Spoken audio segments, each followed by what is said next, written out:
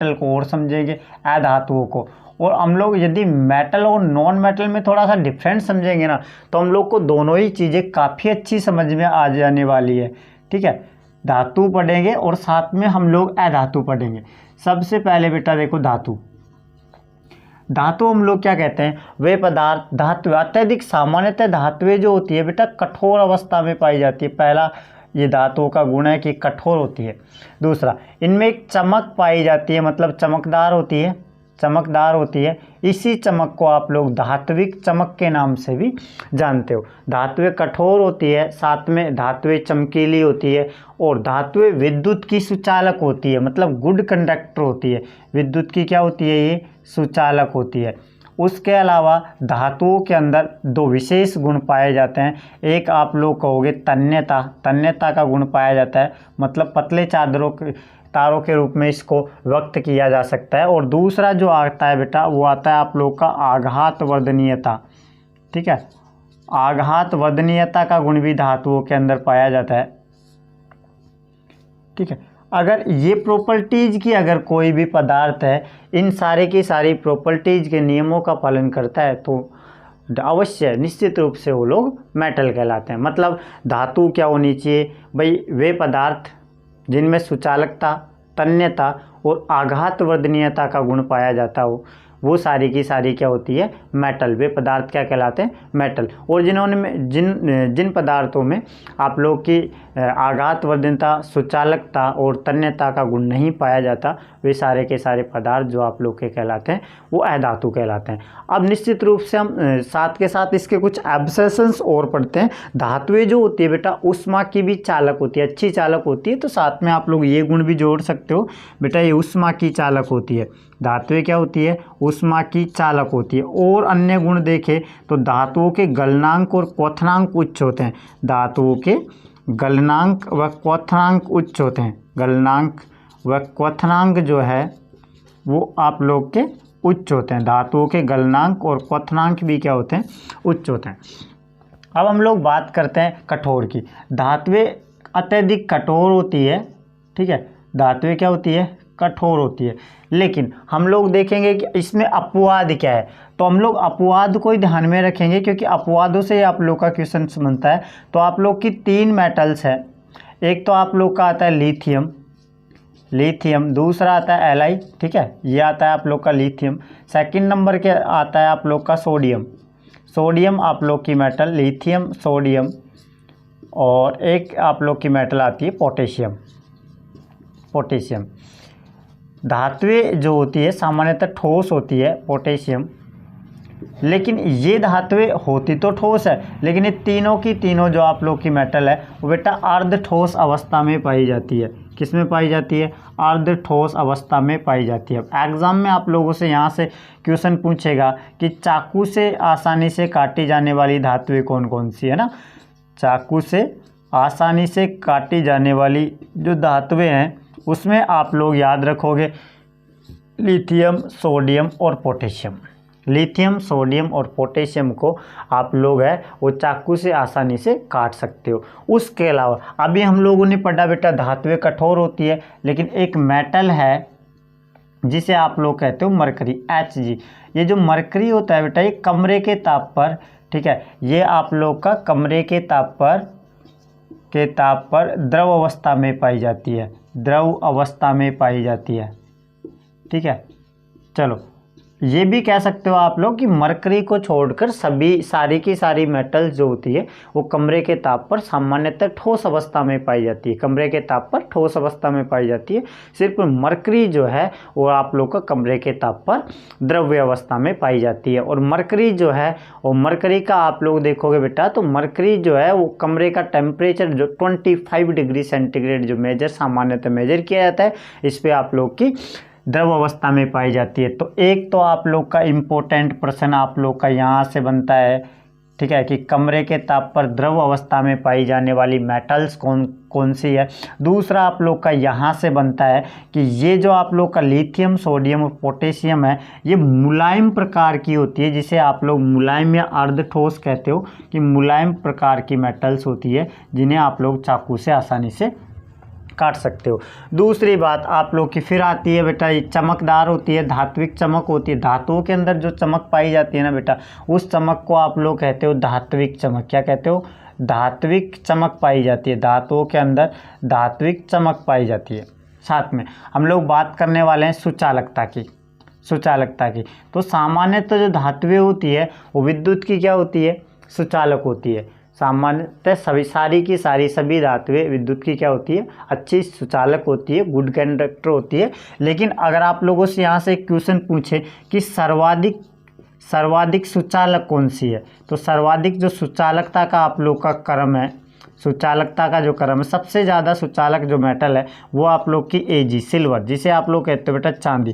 चांदी सर्वाधिक सुचालक है। चांदी के बाद में सेकंड नंबर जो आता है वो आप लोग का कॉपर का आता है। ठीक है, कॉपर तांबे का सेकंड नंबर पे आता है, और बाद में आप लोग का नंबर आता है एल्यूमिनियम का।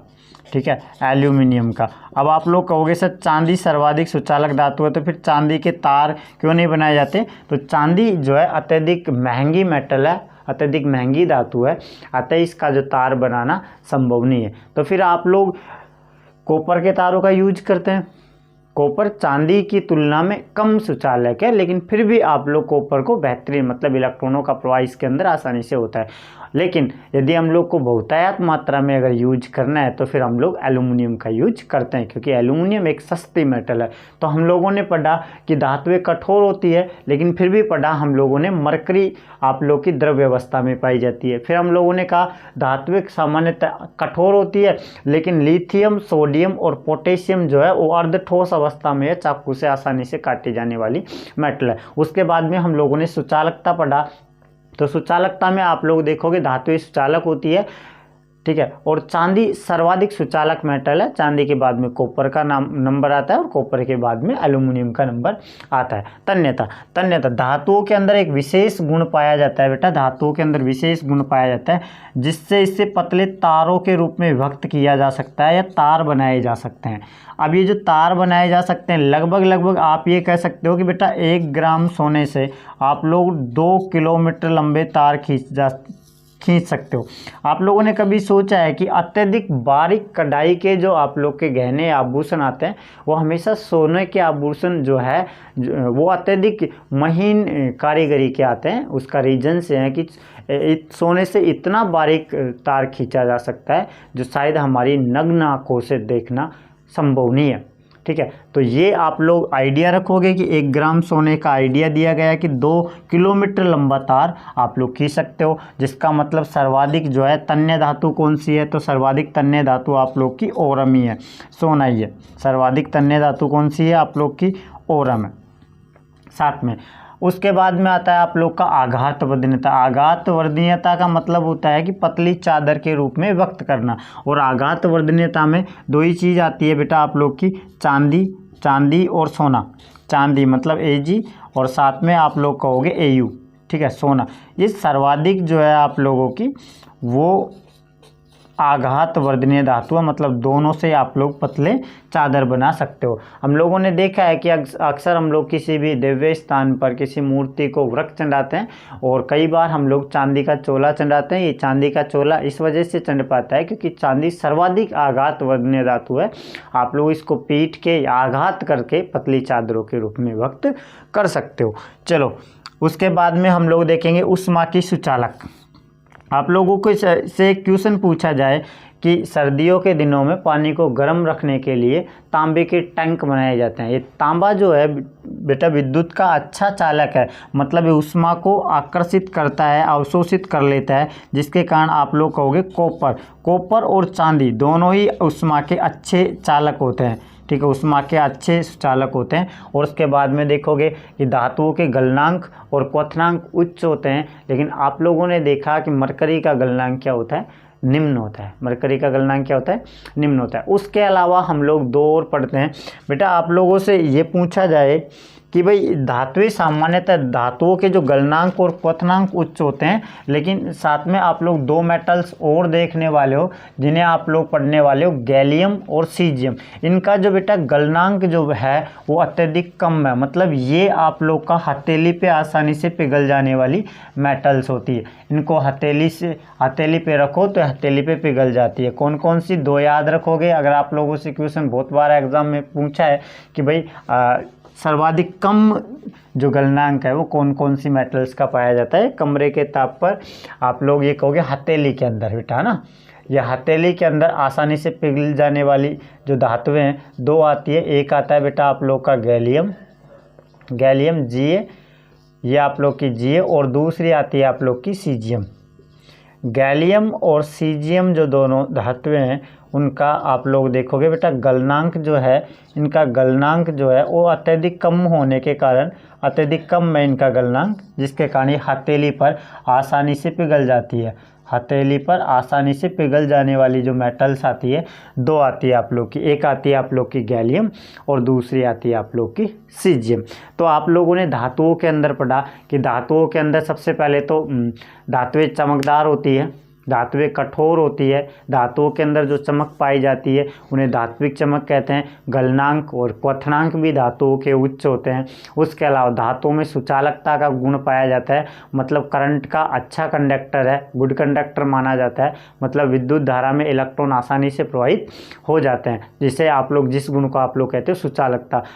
उसके बाद में हम लोगों ने पढ़ा ये आघातवर्धनीय है, मतलब इनको पीट कर पतली चादरों के रूप में व्यक्त भी किया जा सकता है। उसके अलावा इनमें तन्यता का गुण भी पाया जाता है, मतलब पतले तारों के रूप में इसको व्यक्त किया जा सकता है। और मैंने आप लोग को अभी एक आइडिया बताया था कि 1 ग्राम सोने से लगभग आप लोग 2 किलोमीटर लंबे तार खींचे जा सकते हो। चाकू से आसानी से काटे जाने वाली धातुओं में हम लोगों ने पढ़ा था लिथियम, सोडियम और पोटेशियम। उसके अलावा हम लोगों ने सर्वाधिक सुचालक मेटल पढ़ा था चांदी, और चांदी के बाद में नंबर आ रहा था आप लोग का कॉपर का, उसके बाद में एल्यूमिनियम का नंबर आ रहा था। मरकरी एक ऐसी मेटल्स है जो कमरे के ताप पर द्रव अवस्था में, मेटल होते हुए भी कमरे के ताप पर द्रव अवस्था में पाई जाती है। अब इसके अलावा हम लोगों ने पढ़ा है कि उष्मा की सबसे अच्छा चालक कौन कौन सी धातुएं होती है। तो हम लोगों ने पढ़ा, एक तो पढ़ा हम लोगों ने कॉपर और दूसरा पढ़ा हम लोगों ने Ag मतलब चांदी।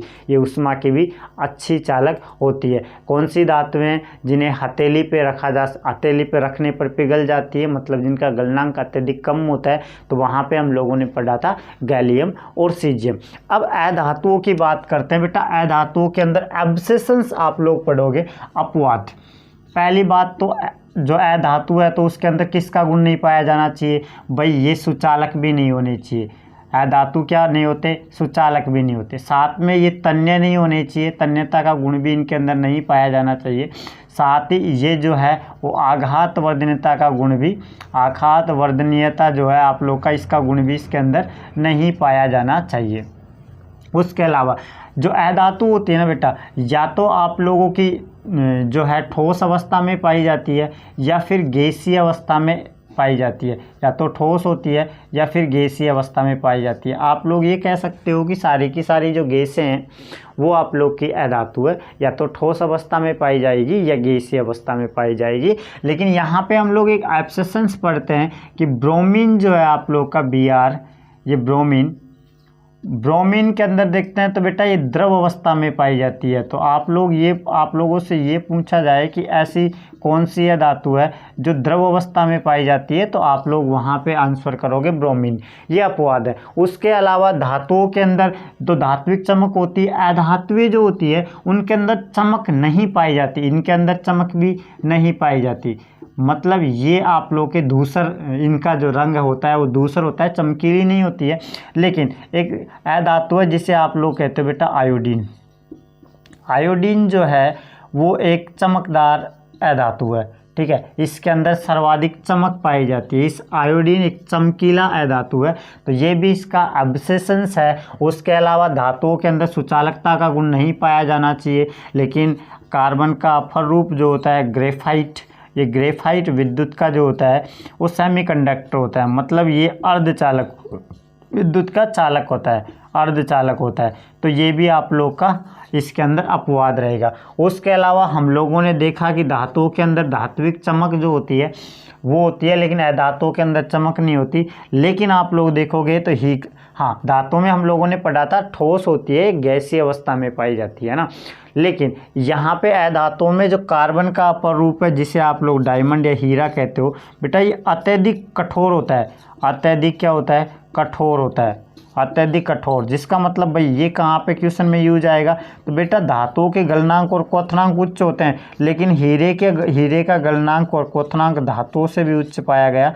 हीरे का गलनांक भी उच्च होता है और इसका क्वथनांक भी उच्च होता है। तो ये अधातु होते हुए भी गलनांक और क्वथनांक को उच्च रखता है, इस वजह से आप लोग का हीरा जो है आप लोग का बेटा प्रकृति का अब तक ज्ञात तत्वों में सबसे कठोरतम तत्व है। ठीक है, यह सबसे कठोरतम पदार्थ है। सबसे कठोरतम पदार्थ है कौन सा है? तो वो आप लोग का डायमंड जो है वो अब तक ज्ञात सारे के सारे पदार्थों में से, यौगिकों में से सबसे कठोरतम जो पदार्थ है वो आप लोगों का आता है कौन सा? हीरा। तो हम लोगों ने पढ़ा है, ब्रोमीन को पढ़ लिया हम लोगों ने, द्रव्यावस्था में पाई जाती है। ब्रोमीन द्रव्यावस्था में पाई जाती है। साथ में आयोडीन अत्यधिक चमकीला है और ग्रेफाइट विद्युत का अर्धचालक है। हीरा अत्यधिक कठोर है, गलनांक और क्वथनांक उच्च पाए जाते हैं और प्रकृति का सबसे कठोरतम तत्व है। तो ये आप लोगों ने पढ़ा मेटल एंड नॉन मेटल के अपवाद। ठीक है, साथ में अब हम लोग अगला पॉइंट जो हमारा आता है तो आता है धातुओं के रासायनिक गुणधर्म क्या क्या है। धातुओं के रासायनिक गुणधर्म के बारे में हम लोग पढ़ने वाले हैं और बाद में हम लोग जाते जाते इनका रिवीजन करने वाले हैं कि आज आप लोगों ने क्या क्या पढ़ा और क्या क्या इसमें से एग्ज़ाम में आप लोग का आने के चांसेस हैं। इस क्लास को आप लोग बार बार रिवीजन करके अगर देखें तो आप लोग को काफ़ी अच्छे और बेहतरीन तरीके से समझ में आएगी। यहाँ से अब तक आप लोगों ने ये जो क्लास पढ़ी है, इस क्लास के अंदर आप लोगों को 2 नंबर मिलने वाले हैं यदि आप लोग देखो, क्योंकि हर साल एब्सेशन पूछा जाता है। धातुओं की केमिकल प्रॉपर्टीज हम लोग पढ़ने वाले हैं, रासायनिक गुणधर्म। अब हम लोग पढ़ने वाले हैं इसके रासायनिक गुणधर्म। धातुओं के कौन से गुणधर्म? रासायनिक गुणधर्म। और रासायनिक गुणधर्म में हम लोग पहली चीज़ पढ़ने वाले हैं बेटा दहन। रासायनिक गुणधर्म में हम लोग पहली चीज़ पढ़ने वाले हैं, वो पढ़ने वाले हैं हम लोग दहन। ठीक है, धातुओं का दहन पढ़ने वाले हैं। देखो, यदि आप लोग किसी भी धातु को ऑक्सीजन की उपस्थिति में जलाते हो तो आप लोग को हमेशा और हमेशा धातु ऑक्साइड प्राप्त होता है। ठीक है, मतलब यदि आप लोग की धातु है, कोई भी धातु है, यदि ये ऑक्सीजन के साथ अभिक्रिया करेगी, ऑक्सीजन के साथ अभिक्रिया करेगी तो यहाँ पे जो आप लोग को प्राप्त होगा वो याद रखें धातु ऑक्साइड प्राप्त होगा। क्या प्राप्त होगा? धातु ऑक्साइड प्राप्त होगा। अब यहाँ पे आप लोग का एक इम्पोर्टेंट फैक्टर निकल के आता है, मैं आप लोग को बताऊंगा। जैसे आप लोग की मैग्नीशियम बेटा धातु है, अगर ये ऑक्सीजन के साथ अभिक्रिया करती है तो यहाँ पे जो बनता है वो मैग्नीशियम ऑक्साइड बनता है। अब इसको संतुलित कर लीजिए, मैग्नीशियम का एक है, इधर भी मैग्नीशियम 1 है लेकिन ऑक्सीजन 2 है, इधर ऑक्सीजन 1 है, तो इसके आगे आप लोग 2 लगाओगे तो मैग्नीशियम भी 2 हो जाएगा। अब ये जो आप लोग का संतुलित रासायनिक समीकरण आया और इसको मैंने लेसन नंबर 1 में बताया था कि हिट एंड ट्रायल विधि या अनुमानित विधि के द्वारा इसको संतुलित किया जाता है। अब ये जो आप लोग का मैग्नीशियम ऑक्साइड आया, ये बेटा श्वेत अवक्षेप है। क्या है? श्वेत अवक्षेप पूछा जाएगा। और आप लोगों से जैसे क्वेश्चंस पूछ ले कि कोई यौगिक X है या कोई यौगिक X है जिसकी अभिक्रिया ऑक्सीजन के साथ करवाने पर यहाँ पे एक श्वेत अवक्षेप प्राप्त होता है। श्वेत अवक्षेप प्राप्त होता है तो यहाँ पे आप लोगों से ये पूछ लिया जाए कि इस यौगिक X का नाम लिखो और श्वेत अवक्षेप का नाम भी लिखो, तो मैग्नीशियम रिबन। और साथ में क्वेश्चन और पूछा जाता है कि मैग्नीशियम रिबन को दहन से पहले साफ क्यों की जाती है? क्योंकि मैग्नीशियम रिबन के ऊपर जो जमा आप लोग की गंदगी है, अशुद्धि है, उसको आसानी से साफ कर लिया जाता है ताकि इसका आसानी से दहन हो सके। इसी कारण इसको मैग्नीशियम रिबन को साफ की जाती है। अब हम लोगों ने धातुओं को पढ़ा और साथ में हम लोग, ये तो श्वेत अवक्षेप है। यदि आप लोग कॉपर, जो आप लोग का कॉपर है, कॉपर की अभिक्रिया यदि ऑक्सीजन के साथ करवाते हो तो आप लोग का कॉपर ऑक्साइड प्राप्त होगा और इसको संतुलित हम लोग कर लेते हैं। ये मैंने आप लोग को संतुलित कर लिया। ये जो बेटा होगा वो एक आप लोग का ब्लैक अवक्षेप होगा। काला अवक्षेप होगा। तो आप लोग को याद रखना है कि धातुओं का जब भी दहन करते हैं तो धात्विक ऑक्साइड प्राप्त होते हैं।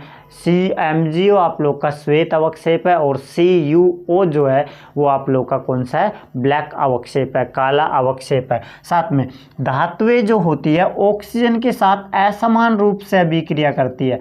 ठीक है, धातु, प्रत्येक धातु असमान रूप से अभिक्रिया करती है। मतलब क्या समझिए आप लोग बेटा, कुछ आप लोग की मेटल्स है वो ऑक्सीजन के साथ तीव्र अभिक्रिया करती है और कुछ मेटल ऑक्सीजन के साथ धीरे धीरे अभिक्रिया करती है। अब आप लोगों ने ये सुना होगा कि ये आप लोग की दो मेटल है, पोटेशियम और सोडियम, इनको दोनों को कैरोसिन में डुबो के रखा जाता है। इसका रीजन क्या है? तो बेटा ये जो है वो ऑक्सीजन के साथ फास्ट रिएक्शन करती है और फास्ट रिएक्शन करने के कारण तुरंत ये जल उठती है या फिर ये जो है तुरंत ज्वाला उत्पन्न करती है या फिर ये एक विस्फोट के साथ जलने का प्रयास करती है। तो आप लोग ये कहोगे कि आप लोग का जो सोडियम और पोटेशियम है इसको मिट्टी के तेल में डुबो के इस वजह से रखा जाता है क्योंकि अत्यंत क्रियाशील धातुएं हैं, ऑक्सीजन की उपस्थिति में तुरंत क्या कर लेती है, आग पकड़ लेती है, जिससे हम लोगों को हानि पहुँच सकती है। इस वजह से इन्हें आप लोग कैरोसिन या मिट्टी के तेल के अंदर, कैरोसिन, ठीक है, कैरोसिन या मिट्टी के तेल के अंदर आप लोग इसको डुबो के रखते हैं। क्यों रखते हैं? क्योंकि अत्यधिक क्रियाशील मेटल है। ठीक है, अत्यधिक क्रियाशील मेटल है और अत्यधिक क्रियाशील मेटल होने के कारण ये ऑक्सीजन की उपस्थिति में तुरंत क्या कर लेती है, आग पकड़ लेती है या फिर मैं ये कहूँ कि ऑक्सीजन के साथ इनकी रिएक्शंस बहुत ज़्यादा फास्ट होती है, जिसके कारण जो है ये हमें हानि या क्षति पहुंचा सकती है। तो हम लोगों ने पढ़ा धातुओं का, रासायनिक गुणधर्म में धातुओं का अध्ययन पढ़ा। अगला पॉइंट जो आता है बेटा वो आता है आप लोग का उभयधर्मी ऑक्साइड, और ये 100% आपकी एग्ज़ाम लाइक है, एग्ज़ाम में आएगा ही आएगा। जब भी बोर्ड एग्ज़ाम का पेपर आया है उसके अंदर उभयधर्मी ऑक्साइड पूछा गया है, तो हम लोग सेकंड जो पढ़ने वाले हैं वो पढ़ने वाले हैं उभयधर्मी ऑक्साइड। हम लोगों ने पहला जो पॉइंट पढ़ा वो पढ़ा हम लोगों ने दहन। हम लोगों ने देखा कि धातुओं का आप लोग दहन करते हो, धातु की अभिक्रिया यदि आप लोग है ऑक्सीजन के साथ करवाते हो, O2 के साथ करवाते हो, तो यहाँ पे आप लोग को धातु ऑक्साइड प्राप्त होते हैं। क्या प्राप्त होते हैं? धातु ऑक्साइड प्राप्त होते हैं। नेक्स्ट हम लोग जो पढ़ने वाले हैं वो पढ़ने वाले हैं उभयधर्मी ऑक्साइड। उभयधर्मी ऑक्साइड, उभयधर्मी ऑक्साइड ऐसे धात्विक ऑक्साइड, ठीक है, जो अम्लों व क्षारों से समान रूप से अभिक्रिया करते हैं, वो आप लोग के उभयधर्मी ऑक्साइड कहलाते हैं। ऐसे ऑक्साइड जो अम्लों व क्षारों से समान रूप से अभिक्रिया करते हैं उन्हें आप लोग उभयधर्मी ऑक्साइड कहते हैं। बनाते क्या है वो देखें। तो उभयधर्मी ऑक्साइडों के हम लोग कहते हैं कि भाई ये आप लोग का यदि उभयधर्मी ऑक्साइड है, उभयधर्मी ऑक्साइड है कोई भी, अभी मैं बताऊंगा इसके एग्जाम्पल्स क्या क्या आप लोग को याद करने। उभयधर्मी ऑक्साइड, यदि आप लोग इसी उभयधर्मी ऑक्साइड की, ठीक है, उभयधर्मी ऑक्साइड क्या होते हैं, जो अम्लों और क्षारों दोनों के साथ समान रूप से अभिक्रिया करते हैं और साथ में आप लोग के लवण और जल देते हैं। अगर इसी की अभिक्रिया बेटा आप लोग एसिड के साथ करवाते हो, अम्ल के साथ करवाते हो, तो भी आप लोग का जो है एक तो देगा लवण और दूसरा आप लोग का देखेगा जल। और साथ में आप लोग यही उभयधर्मी जो ऑक्साइड है, इसी उभयधर्मी ऑक्साइडों की या ऑक्साइड की, इसी उभयधर्मी ऑक्साइड की यदि आप लोग क्षार के साथ अभिक्रिया करवाते हैं तो क्षार के साथ अभिक्रिया के दौरान भी ये आप लोग को लवण और जल ही प्रदान करता है। ऐसे जो ऑक्साइड जो अम्ल व क्षार के साथ समान रूप से अभिक्रिया करके और लवण और जल प्रदान करते हैं उभयधर्मी ऑक्साइड कहलाते हैं। इनके मुख्य दो एग्जाम्पल है, एक तो बेटा जेडएनओ, जेडएनओ एक उभयधर्मी ऑक्साइड है, और एक आप लोग का आता है Al2O3। ये जो आप लोग का है ये दोनों के Al2O3 और जेडएनओ दोनों उभयधर्मी ऑक्साइड है। मैं इनकी रिएक्शंस आप लोग को बता देता हूँ। ये जेडएनओ है, यदि ये HCl के साथ अभिक्रिया कराएगा तो यहाँ पे जो बन जाएगा वो बन जाएगा बेटा ZnCl2 और साथ में बन जाएगा आप लोग का H2O। ये आप लोग का जो बना वो जिंक क्लोराइड बना और साथ में जल बना। संतुलित कर दो, क्लोरीन यहाँ पे 1 है, क्लोरीन की संख्या 2 है, तो इसके आगे आप लोग 2 लगाओगे। ये पूरी तरीके से आप लोग का संतुलित समीकरण है। तो अब ये बना आप लोग का बेटा लवण और ये बना आप लोग का जल। इस लवण का नाम क्या है? तो इस लवण का नाम है जिंक क्लोराइड। क्या नाम है? Zinc chloride. आप लोग का इस लवण का नाम है जिंक क्लोराइड। ये है जिंक ऑक्साइड। अब आप लोग इसी ZnO की यदि सार के साथ अभिक्रिया करवाते हैं, मतलब यदि मैं ये कहूँ कि NaOH के साथ अभिक्रिया करवाते हैं, तो यहाँ पे जो बनेगा वो बनेगा आप लोग का बेटा लवण Na2ZnO2। इसका जो नाम है इस लवण का वो है सोडियम जिंकेट। क्या नाम है इसका भाई? बोलो तो सोडियम जिंकेट इसका नाम है। सोडियम जिंकेट इस लवण का नाम है। और साथ में आप लोग का जो बन जाएगा वो H2O बन जाएगा। ठीक है, संतुलित करेंगे तो यहाँ पे आप लोग लगाओगे 2 और ये समीकरण आप लोग का पूरा संतुलित है। तो आप लोग ये कहोगे कि जब भी बेटा जो है उभयधर्मी ऑक्साइड ऐसे ऑक्साइड है जो अम्ल के साथ, देखो HCl हाइड्रोक्लोरिक अम्ल के साथ अभिक्रिया करके भी लवण और जल दिया, और साथ में NaOH कास्टिक सार के साथ अभिक्रिया करके भी इसने लवण और जल दिया। इस वजह से इसे हम लोग ZnO को उभयधर्मी ऑक्साइड कहते हैं। साथ इसी प्रकार आप लोगों का जो है एल्यूमिनियम भी उभयधर्मी ऑक्साइड है। Al2O3 भी आप लोग का उभयधर्मी ऑक्साइड है, और इसकी रिएक्शन भी मैं आप लोग को समझा देता हूँ। उसके बाद में हम लोग इस लेसन के अंदर आगे की ओर बढ़ेंगे। अगला, मैंने 2 उभयधर्मी ऑक्साइड पढ़ाए, एक पढ़ाया मैंने आप लोग को बार बार, इसके एग्जाम्पल्स याद करने ही पड़ेंगे और इसके एग्जाम्पल्स आप पे आने ही चाहिए क्योंकि एग्जाम में पूछा ही जाता है। तो यहाँ पे जो आप लोग का आता है वो आता है एक ZnO और साथ में एक आता है आप लोग का Al2O3। अब हम लोग ये देखते हैं बेटा कि Al2O3 की आप लोग HCl के साथ अभिक्रिया करवा दो, तो यहाँ पे जो बन जाएगा वो बन जाएगा AlCl3 और साथ में आप लोग का H2O बन जाएगा। ठीक है, अब यहाँ पे आप लोग इस अभिक्रिया को संतुलित करो तो एल्यूमिनियम 2 है, इसके आगे आप लोग एल्यूमिनियम 2 लगा दो। देखो क्लोरीन कितने हो गए? 6 हो गए, तो इसके आगे आप लोग बेटा लगा दो 6 और 6 लगाओगे तो 6 हाइड्रोजन और 3 ऑक्सीजन है, तो 6 जल के अणु बना लेंगे। तो ये आप लोगों का जो बन गया वो एल्यूमिनियम क्लोराइड बन गया, जो कि ये क्या है? लवण है, साल्ट है, और ये आप लोग का जल है। तो ये एल्यूमिनियम क्लोराइड ने किसके साथ अभिक्रिया की? HCl अम्ल के साथ अभिक्रिया की। अभी इसी एल्यूमिनियम ऑक्साइड की अभिक्रिया यदि आप लोग सार के साथ करवा देते हो, NaOH के साथ करवाते हो, तो यहाँ पे आप लोग का बनेगा NaAlO2। ठीक है, इसका नाम हो गया आप लोग का सोडियम एल्यूमिनेट।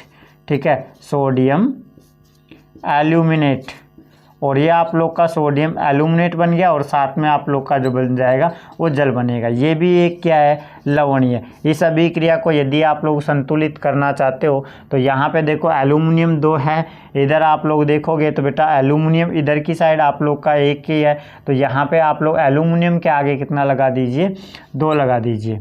और यहाँ पे आप लोग देखोगे तो सोडियम 2 हो जाएगा, मतलब इसके आगे 2 लगा दीजिए। अब आप लोग गिनो तो ये 4 आप लोग का हाइड्रोजन है और एक 5 है। इधर भी देखोगे आप लोग तो बेटा 3 और 2 5 है। अब यहाँ पे देखोगे एल्यूमिनियम 2 है, इधर भी एल्यूमिनियम के 2 अणु है, सोडियम के 2 अणु है, मतलब ये जो समीकरण है वो संतुलित है, मतलब सोडियम एल्यूमिनेट आप लोग का जो है वो प्राप्त होगा। आप लोगों ने उभयधर्मी ऑक्साइड को पढ़ा कि ZnO, मैंने पूरी कोशिश की कि आप लोग को इसके विथ अभिक्रिया और एग्जाम्पल्स के द्वारा समझाऊं। और अगला पॉइंट जो आता है उसके बाद में धातुओं की जल के साथ अभिक्रिया हम लोग पढ़ने वाले हैं। ठीक है, अगला पॉइंट जो आता है वो आता है आप लोग का धातुओं की जल के साथ अभिक्रिया। ठीक है, अगला जो आप लोग का रासायनिक गुणधर्म हम लोग पढ़ रहे हैं धातुओं के बेटा, और अगला पढ़ने वाले हैं हम लोग धातुओं की जल के साथ अभिक्रिया। तो अगला पॉइंट है आप लोग का, ठीक है, धातुओं की जल के साथ अभिक्रिया। धातुओं की जल के साथ अभिक्रिया, जल के साथ अभिक्रिया। अब हम लोग देखेंगे बेटा जो धातुएं जल के साथ अभिक्रिया करती है तो क्या आप लोग को प्राप्त होता है? मैं आप लोगों से ये कहता हूँ कि अधिकांश जो धातुएं हैं, ज़्यादातर जो धातुएं, अधिकांश जो धातुएं वो जल के साथ अभिक्रिया नहीं करती या जल में घुलनशील नहीं होती, जल के साथ अभिक्रिया नहीं करती। लेकिन आप लोग की कुछ मेटल्स है जो जल के साथ अभिक्रिया करती है, ठीक है, अभिक्रिया नहीं करती। कुछ मेटल्स है जिसमें से एक आप लोग की बेटा सोडियम, जो कि अत्यधिक क्रियाशील जो मेटल है, वो जल के साथ अभिक्रिया करके क्षारक बनाने का काम करती है। पहले हम लोग देखेंगे बेटा, तो ये आप लोग का Na सोडियम जो है, ये सोडियम जल के साथ H2O के साथ जब भी अभिक्रिया करती है तो यहाँ पे बना लेती है NaOH, मतलब ये आप लोग का बन गया बेटा क्षार, और साथ में आप लोग की ये हाइड्रोजन गैस को क्या कर देती है, मुक्त कर देती है। इसी प्रकार हम लोग जो देखेंगे वो इसी प्रकार हम लोग पोटेशियम को देख लेंगे।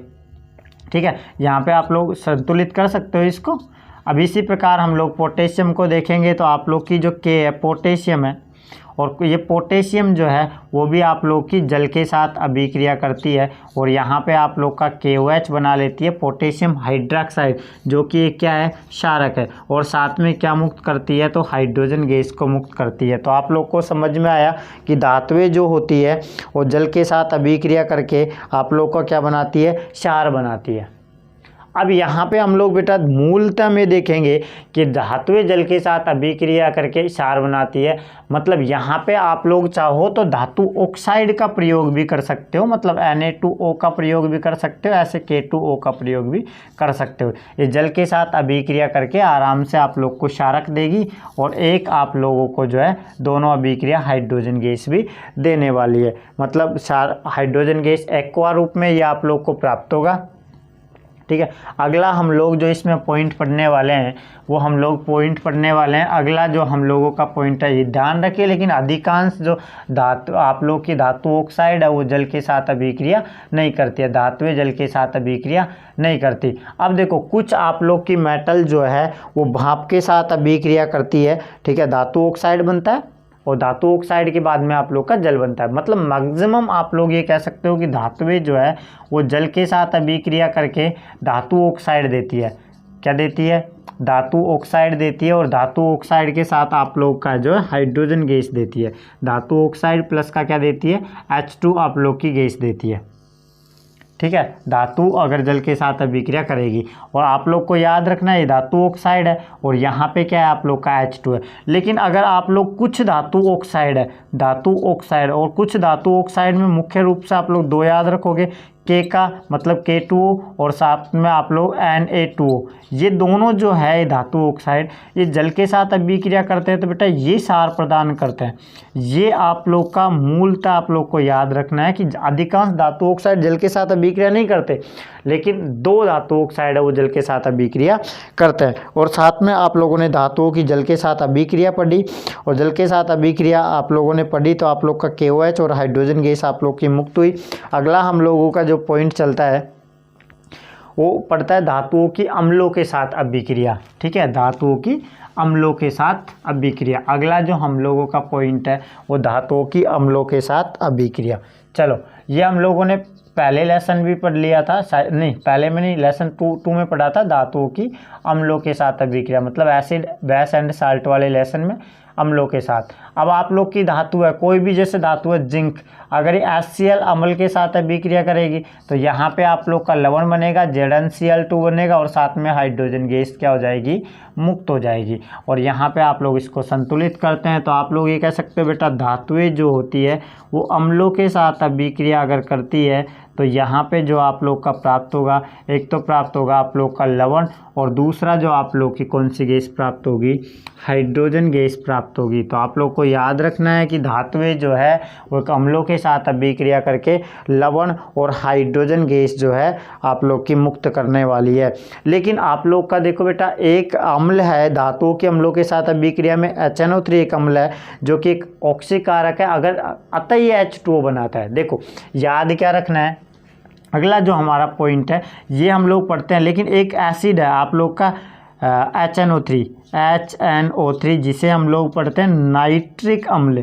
ये जो आप लोग का नाइट्रिक अम्ल है ना, ये प्रबल अपचायक है, ये प्रबल अपचायक है, प्रबल अपचायक है। अतः कभी भी जल के साथ अभिक्रिया करेगा ना, मतलब HNO3 आप लोग की यदि जल के साथ अभिक्रिया करेगा, ठीक है, और जल के साथ अभिक्रिया करेगा, मतलब धातुएं अम्लों के साथ पढ़ रहे हैं ना, तो ये आप लोग का किसके साथ अभिक्रिया करेगा, ये किसी भी धातु के साथ अभिक्रिया करेगा ना, तो आप लोगों का यहाँ पे लवण प्राप्त होगा, लेकिन लवण के साथ आप लोग का जल प्राप्त होगा। इस बात का इम्पोर्टेंट ध्यान रखना है कि एक आप लोग का एसिड है जिसे हम लोग कहते हैं नाइट्रिक अम्ल, ये मैंने ऊपर भी लिख दिया, नाइट्रिक अम्ल कभी भी आप लोग की मेटल के साथ अभिक्रिया करेगा तो ये लवण के साथ क्या देने वाला है, जल देने वाला है। लेकिन सामान्यतः जो धातुएं हैं वो अम्लों के साथ अभिक्रिया करके लवण और हाइड्रोजन गैस देने वाली है। अब हम लोग पढ़ने वाले हैं धातुओं और अधातुओं की अभिक्रिया। ठीक है, अगला जो हम लोग पॉइंट पढ़ने वाले हैं वो पढ़ने वाले हैं धातुओं और अधातुओं की जो अभिक्रिया है उनको हम लोग पढ़ने वाले हैं। और ये हम लोगों के लिए एक इम्पोर्टेंट फीचर होगा, इसमें हम लोग इलेक्ट्रॉनिक विन्यास बनाना भी देखेंगे। ये कह रहा है कि धातुओं व अधातुओं की अभिक्रिया कैसे होती है, धातुओं व अधातुओं की अभिक्रिया कैसे होती है, इस बात को आप लोग थोड़ा सा इम्पोर्टेंट करेंगे। इसी से आप लोग का आयनिक यौगिक जो है वो बनना प्रारंभ होता है। पहले देखें बेटा, हम लोगों का जो है Na, सोडियम एक धातु है, और सोडियम का यदि हम लोग इलेक्ट्रॉनिक विन्यास बनाए तो बेटा बनता है 1s2, मतलब आता कितने नंबर पे है सोडियम, तो सोडियम 11 नंबर पे आता है। तो आप लोग कहोगे 1s2, 2s2, 2p6, और ये आता है आप लोग का 3s2।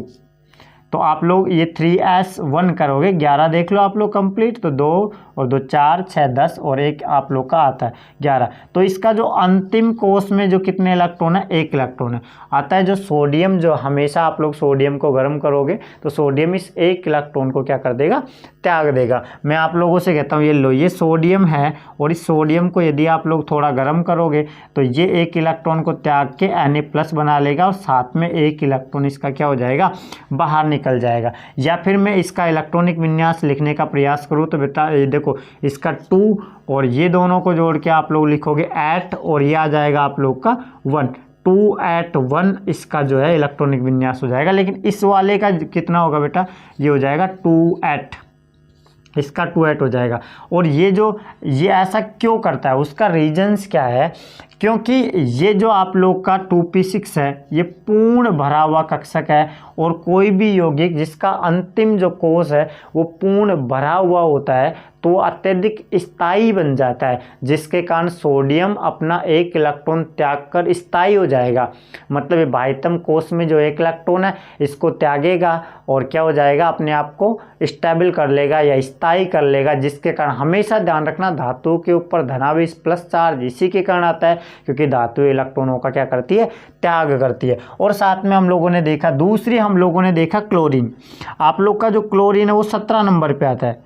क्लोरीन कितने नंबर पे आता है, 17 नंबर पे आप लोग का Cl आता है। इलेक्ट्रॉनिक विन्यास बनाओगे तो 1s2, 2s2, ठीक है, 2p6, उसके बाद में 3s2, कितने हो गए, तो ये आप लोग के 10 और 2 12 हो गया, और आप लोग का आएगा 3p6 और उसके बाद में आता है आप लोग का 4s2। अब आप लोग का पास जो आ गया ये आ गया 10 और 8 18, ठीक है, ये ज़्यादा हो गया तो आप लोग ये 5 ले लो, तो ये हो गया 10 और 7 17।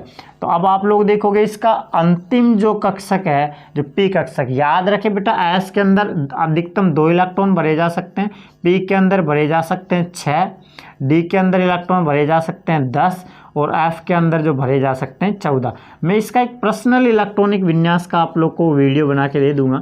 इलेक्ट्रॉनिक विन्यास कैसे निकालते हैं, ये 1s 2s 3s, ये कोष कक्षक कहाँ से आए, ये मैं सारे के सारे एक अन्य वीडियो बनाऊंगा जिसमें मैं आप लोग को अच्छी तरीके से आवर्त सारणी बनाना सिखाऊंगा। उसके अंदर मैं सारी चीज़ें आप लोग को सिखा देने वाला हूँ।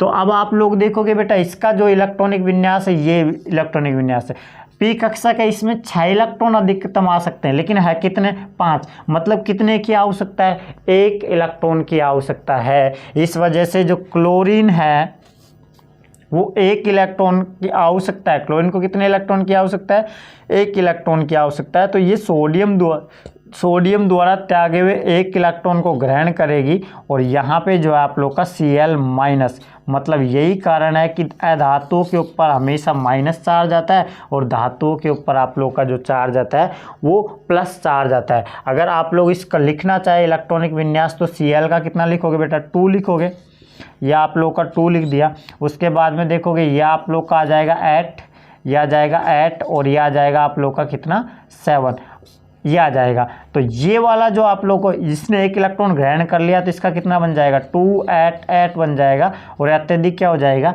स्थायी हो जाएगा। क्योंकि क्लोरीन 18 नंबर पे आप लोग की आर्गन्स गैस आती है। आर्गन्स जो है अक्रिय गैस है। कौन कौन सी है? ही, इसकी ट्रिक है हीनी आर्कर, ठीक है, 0 पर रन आउट, ठीक है, 0 पर रन आउट। तो ये आप लोग की हीलियम, नियोन, आर्गन, क्रिप्टॉन और जिनोन, ठीक है, साथ में रेडोन, ये सारी की सारी वो गैसें हैं जिनका अंतिम जो कोश का जो अंतिम कोश जो है पूर्णतः भरा हुआ है, जिसके कारण जो है ये अभिक्रियाशील नहीं होती या अनअभिक्रियाशील होती है, ये क्रिया नहीं करती और स्थायी रहती है। इस वजह से इन्हीं गैसों को आप लोग उत्कृष्ट गैसों के नाम से जानते हो या फिर नोबेल गैसों के नाम से आप लोग जानते हो। तो ये जो आप लोग का क्लोरीन है ना, ये एक इलेक्ट्रॉन ग्रहण करके क्लोरीन के बाद में आता है आप लोग का आर्गन्स। ये आर्गन जो 18 नंबर पे आता है, इसके जैसा विन्यास प्राप्त करेगी और स्थायी होने का प्रयास करेगी, जिसके कारण इसको एक इलेक्ट्रॉन की आवश्यकता है। अब हम लोग इसकी रिएक्शन समझ लेते हैं कि कैसे यह अभिक्रिया करती है। अब हम लोग देखते हैं कि आप लोग का जो सोडियम है वो सोडियम एक इलेक्ट्रॉन त्यागेगा और ग्रहण कौन करने वाला है उसको? तो ग्रहण करने वाली है आप लोग की क्लोरीन। अब मैं आप लोगों से कहता हूँ ये आप लोग का जो सोडियम है, सोडियम और साथ में ये आप लोग का क्लोरीन है। तो क्लोरीन जो है सोडियम का जो आप लोगों ने इलेक्ट्रॉनिक विन्यास लिखा था वो लिखा था 281 और क्लोरीन का कितना लिखा था अभी हम लोगों ने 287 लिखा था। अब यहाँ पे हम लोग देखेंगे तो बेटा जो आप लोग का सोडियम है वो क्या करेगा, एक इलेक्ट्रॉन का त्याग करेगा और Na+ हो जाएगा और साथ में एक इलेक्ट्रॉन बाहर निकाल देगा। और साथ में आप लोग क्लोरीन देखोगे तो क्लोरीन को एक इलेक्ट्रॉन की क्या है आवश्यकता है, एक इलेक्ट्रॉन ग्रहण करेगा और ये जो है Cl- बन जाएगा। अब हम लोग देखेंगे तो यहाँ पे आप लोग का देखोगे Na तो प्लस हो जाएगा और साथ में आप लोग देखोगे Cl। अब ये Na+ Cl जो है Cl क्लोरीन के बाह्यतम कक्ष में 7 इलेक्ट्रॉन उपस्थित होते हैं।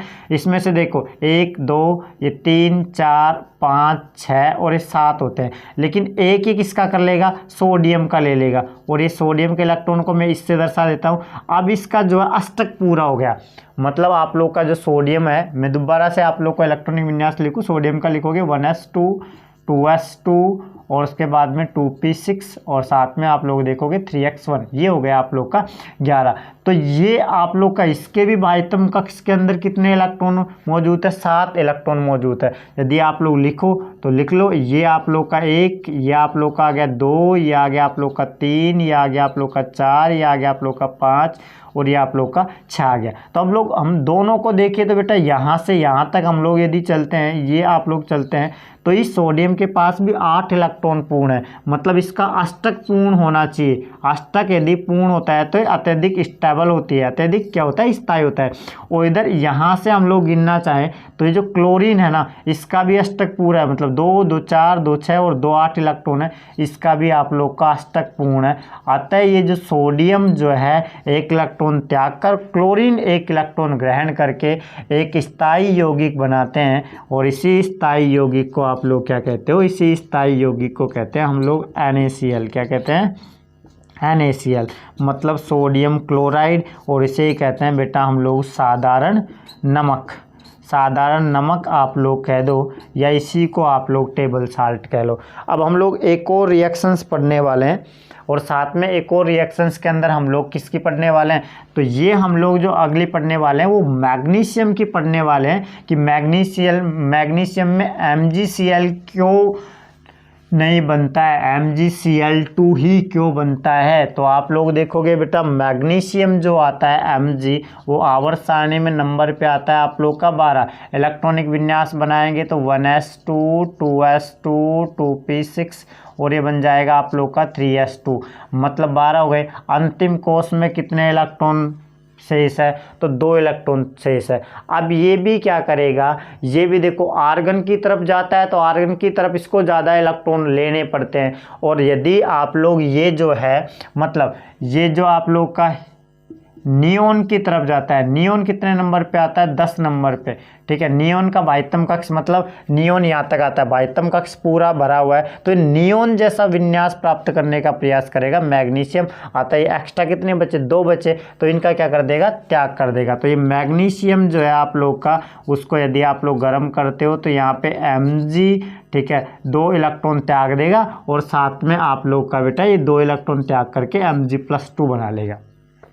और अगर ये 2 इलेक्ट्रॉन त्यागेगा तो क्लोरीन 1 इलेक्ट्रॉन ग्रहण करता है, क्योंकि उसका अंतिम कोष के अंदर आप लोगों ने देखा 1 इलेक्ट्रॉन की आवश्यकता है। हम लोग उसका भी बना लेते हैं। मैं आप लोग का क्लोरीन का बना लेता हूँ। क्लोरीन 17 नंबर पे आता है, ठीक है, Cl, और इसका होता है 1s2, ये आता है 2s2, 2p6, उसके बाद में देखेंगे 3s2 और उसके बाद में देखेंगे 3p5। ये आप लोग का 17 नंबर पे, मतलब लास्ट कोर्स जो है इसमें कितने इलेक्ट्रॉन की आवश्यकता है? मैंने बताया था पी में मैक्सिमम 6 भरे जा सकते हैं, तो 1 इलेक्ट्रॉन की आवश्यकता है। अतः देखो यहाँ पे 2 इलेक्ट्रॉन त्यागे गए, तो उसके लिए कितने कितने क्लोरीन की आवश्यकता होगी? तो आप लोग कहोगे सर 2 क्लोरीन की आवश्यकता होगी। ये आप लोग को समझ में आया। अब मैं आप लोग को डायरेक्ट रिएक्शंस बताने वाला हूँ कि रिएक्शंस ये कैसे करने वाले हैं। मैं आप लोगों से कहता हूँ, पहला आप लोग का बेटा ये मैग्नीशियम आ गया और मैग्नीशियम के साथ 2 क्लोरीन के आप लोग के अणु अभिक्रिया करते हैं, तो यहाँ पे बन जाएगा आप लोग का Mg जो कि +2 हो जाएगा, और साथ में 2 आप लोग के क्लोरीन, 1 क्लोरीन यहाँ पे और 1 क्लोरीन यहाँ पे। क्लोरीन के बाह्यतम कक्ष में कितने इलेक्ट्रॉन होते हैं? तो आप लोग कहोगे सर 7 होते हैं। एक ये मैग्नीशियम का जो निकला है वो ले लेगा। इस क्लोरीन में देखो तो बेटा ये जो क्लोरीन है इसमें भी आप लोग देखोगे तो 6 तो ये हो गया, ये 7 हो गया। एक इसका जो निकला वो इसका अष्टक पूर्ण हो गया। और यहाँ पे आप लोग देखोगे तो मैग्नीशियम जो है वो मैग्नीशियम के बाह्यतम कक्ष में आप लोग इलेक्ट्रॉनों की संख्या देखोगे तो अभी देखो आप लोग ये कहोगे 1s2, 2s2 और 2p6, उसके बाद में कहोगे 3s2, ये हो गया ना 6 और 10 और 2 हो गए 12। तो बाह्यतम कक्ष में इलेक्ट्रॉनों की संख्या कितनी है? 8 है। बाह्यतम कक्ष में इलेक्ट्रॉनों की संख्या कितनी है? 8 है। अब देखो ये अपना अष्टक, दोनों के दोनों अपना अष्टक क्या कर लेंगे? मैग्नीशियम से 2 लेके और पूर्ण कर लेंगे। अब इसने 2 त्याग दिए तो इसके पास कितने बचे? तो इसके पास बचे 6। ठीक है, तो ये भी अपना अष्टक पूरा कर लेगा। और इसके साथ जो है ये जो बॉन्ड बनता है जिसके कारण ये जुड़ते हैं, ये जो बॉन्ड बनता है इसी बॉन्ड को कहते हैं हम लोग आयनिक बंध। अब आयनिक बंध क्या होता है? तो धनावेश, ये धनावेश है, धनावेश इसके ऊपर ऋणावेश आ जाएगा, तो आप लोग कहोगे बेटा धनावेश और ऋणावेशों के मध्य जो बनने वाला जो आप लोग का बॉन्ड है इसी बंध को आप लोग कहते हो आयनिक बंध। और ये जो आयनिक बंध है जिसके कारण किनका निर्माण होता है? तो इनके कारण आयनिक यौगिकों का निर्माण होता है। किसका निर्माण होता है? तो इसी के कारण आयनिक यौगिकों का निर्माण होता है। अब हम लोग पढ़ने वाले हैं, वो पढ़ने वाले आयनिक यौगिक। ठीक है, तो धनावेश और ऋणावेश में इलेक्ट्रॉनों की साझेदारी के द्वारा जो बनने वाले आप लोग के यौगिक होते हैं उन्हें हम लोग कहते हैं आयनिक यौगिक। तो अगला जो हम लोग पॉइंट पढ़ने वाले हैं वो पढ़ने वाले हैं बेटा हम लोगों का आयनिक यौगिक। इम्पोर्टेंट है आयनिक यौगिक, यहाँ से क्वेश्चन आएगा या आएगा। मैं कहता हूँ मोस्ट इम्पोर्टेंट है आयनिक यौगिक, तो मोस्ट है, बहुत ज़्यादा मोस्ट है। अब आयनिक यौगिक कैसे बनते हैं? तो हम लोग कहेंगे कि धनात्मक, ठीक है, धनात्मक व ऋणात्मक के मध्य, ऋणात्मक के मध्य, या फिर आप लोग ये कहोगे किन्हीं 2 तत्वों के मध्य इलेक्ट्रॉनों के स्थानांतरण के दौरान जो बनने वाला जो बॉन्ड है उसे आप लोग आयनिक बंध कहते हो। आयनिक बंध यहाँ पे देखोगे तो बेटा देखो ये आप लोग का धनात्मक कोई भी एलिमेंट था और ये आप लोग का ऋणात्मक एलिमेंट था। अब ये दोनों आपस में इलेक्ट्रॉनों की क्या करेंगे? साझेदारी करेंगे। जैसे मैंने आप लोगों से कहा ना Na और एक आप लोग का Cl, तो एक तो धातु और दूसरा अधातु है। धातु और अधातु में इलेक्ट्रॉनों के स्थानांतरण के कारण जो बंध का निर्माण होता है उसे हम लोग कहते हैं। तो बेटा ये तो क्या करेगा, एक इलेक्ट्रॉन त्यागेगा, और ये एक इलेक्ट्रॉन किसको देगा, इसको देगा, इसको ये देगा। तो इन दोनों के मध्य इलेक्ट्रॉनों की साझेदारी के कारण ये जो बॉन्ड बन जाएगा ना, इसी बंध को हम लोग आयनिक बंध के नाम से जानते हैं। इसी बंध को हम लोग किसके नाम से जानते हैं, आयनिक बंध के, मतलब इलेक्ट्रॉनों की साझेदारी के कारण जो बनने वाला जो बॉन्ड है उसे हम लोग आयनिक बंध कहते हैं। अब ये आयनिक बंध के हम लोग प्रॉपर्टीज यहाँ पे इम्पोर्टेंट है, ठीक है।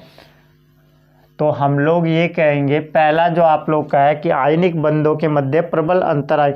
देखो पहला क्वेश्चन है कि भाई आयनिक बंध जो होते हैं, ये आयनिक यौगिक जो होते हैं ना, वो कठोर होते हैं। क्या होते हैं, कठोर होते हैं, पहली बात तो। अब आप लोग से ये पूछ रहे कि भाई आयनिक यौगिक कोल के गलनांक और क्वथनांक उच्च होते हैं। ये याद रखना है आप लोग को, आयनिक यौगिकों के गलनांक व क्वथनांक उच्च होते हैं। गलनांक होता है और क्वथनांक जो होता है आप लोग का, क्वथनांक वो उच्च होता है। साथ में आयनिक यौगिक कठोर होते हैं और साथ में भंगुर प्रकृति के होते हैं। जैसे बेटा देखो नमक, नमक को यदि आप लोग चोट दोगे ना, ऊपर से मारोगे हथौड़े से, तो ये फैल जाएगा, ठीक है। मतलब ये इसके टुकड़े टुकड़े हो जाएंगे, ये नहीं कि लोहे की तरह ये जो पतली चादर के रूप में व्यक्त हो जाए। तो आप लोग कहोगे कोयला देख लो, NaCl देख लो।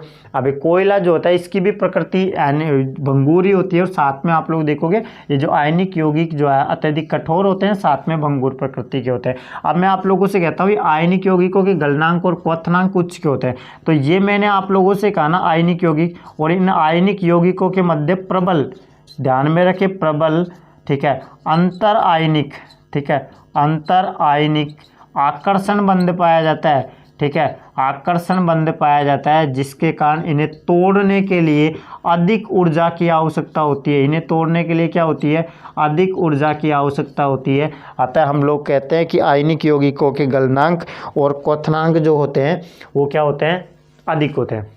मतलब अगर कोई क्वेश्चन पूछे आयनिक यौगिकों के गलनांक और क्वथनांक उच्च के होते हैं, तो आप लोग बोलोगे कि आयनिक यौगिकों के मध्य प्रबल अंतर आयनिक आकर्षण बंध पाए जाते हैं, जिन्हें तोड़ने के लिए अधिक एनर्जी की आवश्यकता होती है। इसके कारण आयनिक यौगिकों के गलनांक और क्वथनांक का मान क्या हो जाता है, बढ़ जाता है।